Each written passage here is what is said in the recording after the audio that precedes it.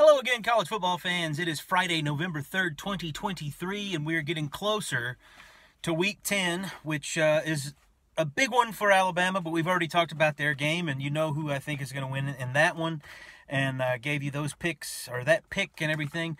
But today I want to talk about, last week I called it sort of betting line discussion, gambling, non-advice. Nobody seemed to really want to respond to that. I think I got 3 views, and I'm pretty sure one of those was me. So I'm just going to call it upset alert, upset picks, something. I'll come up with a title after I make it.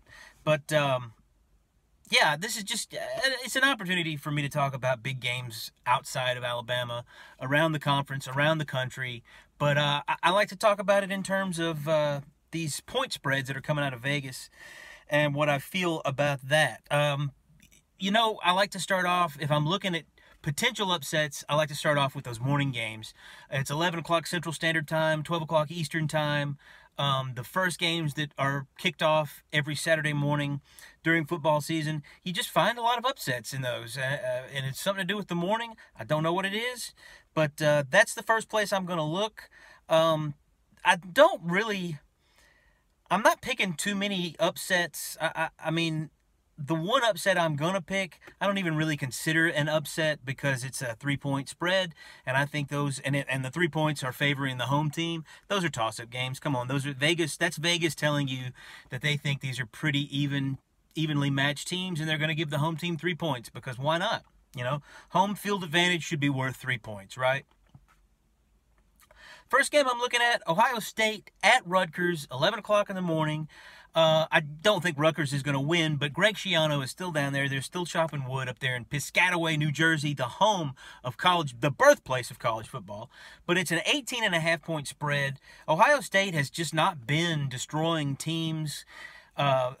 Even the bad Big Ten teams that they've played, I don't think they've won too many games by more than 20 points. I know they have, but not many. And I think Rutgers is a 2-loss team. They're pretty decent when it comes to the next tier of Big Ten teams behind Ohio State, Michigan, and sort of Penn State is in that kind of flux where they're better than most, but can't get past that Ohio State-Michigan hump.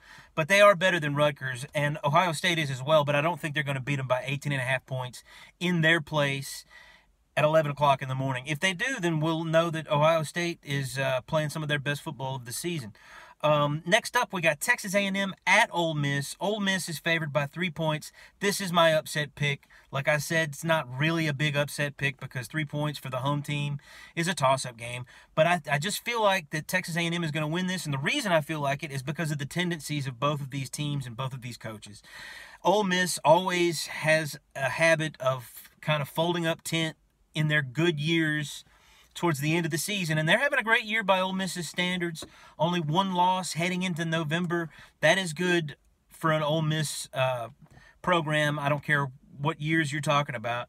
But like I said, in recent years, and I think just throughout history, Ole Miss tends to wilt in November, especially if they've had a very good September and October.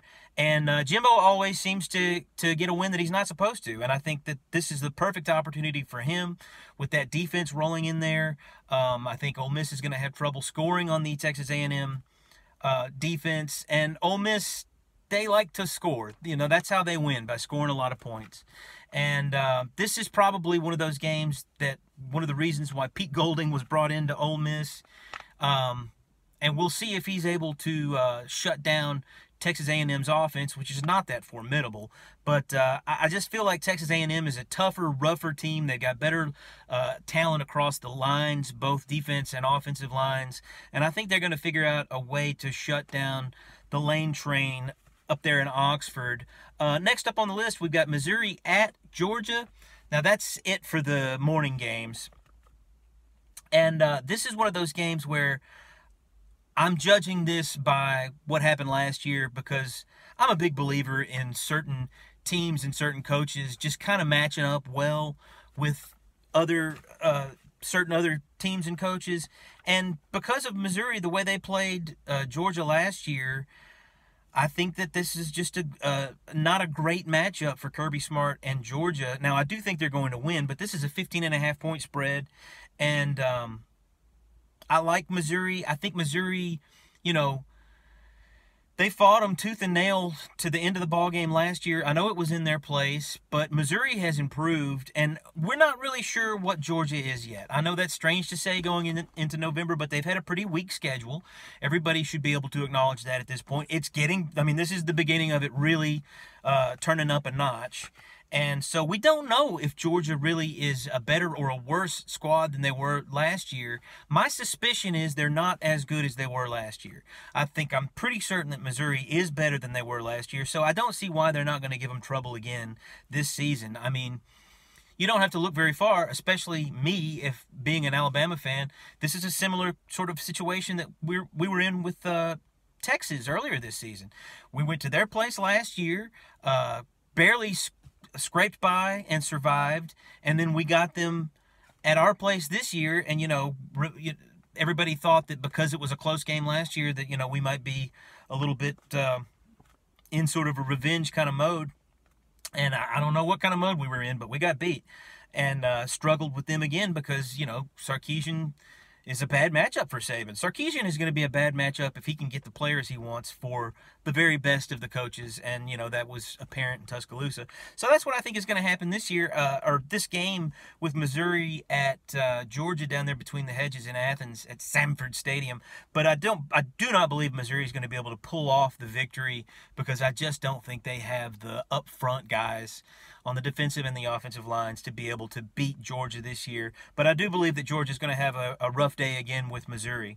Next up, this is an interesting one, Purdue at Michigan. And the reason I put this on here is because, first of all, it's a 32.5-point spread, which it's going to be interesting to see if Michigan can beat the teams the way that they've been beating them, these kind of teams, the way that they've been beating them, because we know that if they did have an advantage, they're not going to have that this week. Obviously, Vegas doesn't think that the sign-stealing thing was that big of a deal because 32.5 points, that's pretty big. But, Purdue, it's in Michigan. Purdue's not a very good team. I think they only have 2 wins going into this one. But, they played Ohio State relatively decently. I don't think they got their doors completely blown off by Ohio State. And it'll be interesting to see because it's like we said in that Michigan video that I did, that will be the indictment in everyone's eyes outside of Michigan. If they begin to start to struggle with teams that they've been just completely destroying from start to finish, and this is the first chance we'll get to see them, knowing that, or at least we hope that they're not going to have the same kind of advantage that they had if they were doing the sign-stealing stuff, because surely Purdue won't use the same signs that they've been using or that they were using when Stallions was on their sideline or in their stadium or whatever. I mean, it's all still speculation at this point, but this will be, like I said, if Michigan begins to struggle and maybe lose a game or two, then everybody is going to think that they're guilty regardless of what comes out later.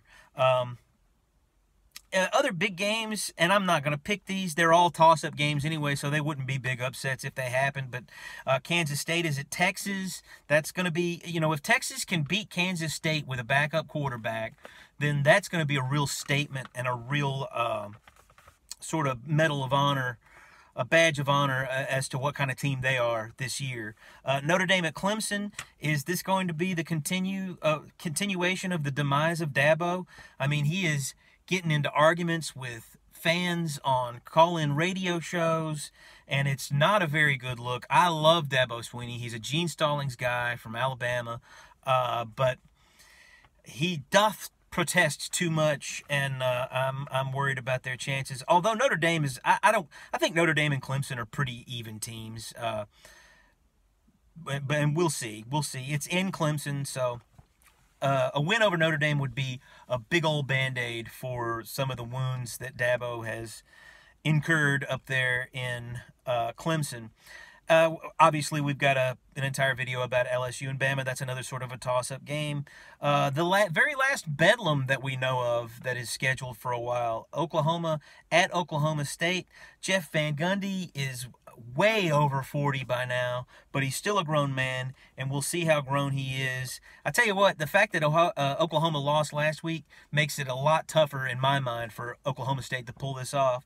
But, you know, Oklahoma struggled the week before last against Central Florida, then they got beat last week against Kansas, so this may just be sort of the tour of Oklahoma getting exposed, and that win over Texas, we might just chalk that up to, you know, rivalry, acting like a rivalry, you know. Maybe the team that's not all that great winds up winning against a team that is pretty good. So it'll be that's interesting to see in the Big 12 this weekend, because we got Kansas State at Texas and Oklahoma State hosting the Sooners. So some things might be getting cleared up. It might be getting a little bit more hazy over there in the Big 12 this weekend. And the last one I want to talk about is Washington at USC.